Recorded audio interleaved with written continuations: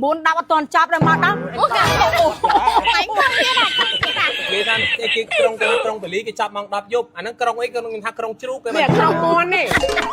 វគ្គនេះគឺជាវគ្គទី2វគ្គម៉ាយ៉យកាត់ទុកមិនសុខចិត្តម៉ែ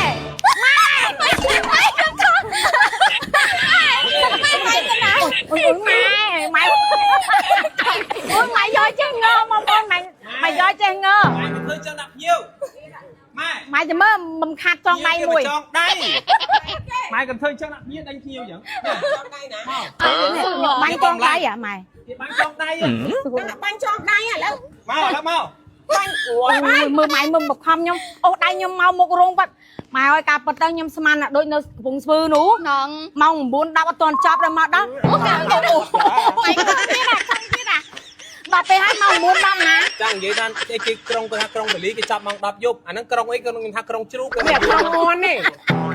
អើយអត់អ៊ីតនិយាយនេះនិយាយប៉ាអត់មែនតាមមកខំស្លៀកពេលអត់ស្អាតទេគាត់ស្អែកហ្នឹងគាត់រវល់ជ្រៀងកម្មវិធីគេអញ្ចឹងមកទៀតហើយណាណាមកពីព្រឹកប្រក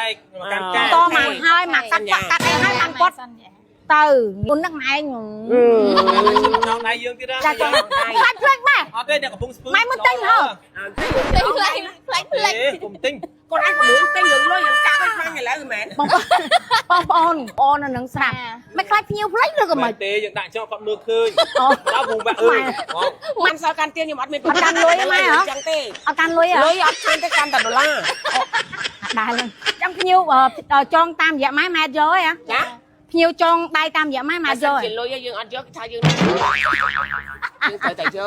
យកដើម្បីកូនយកដើម្បីកូនទៅរោងអីនេះមិនសុំគេណាណោះចឹងហើយចងដៃហើយកូនកុំឲ្យថោកតន់បាទអីចឹងចងម៉ានចងថាទៅ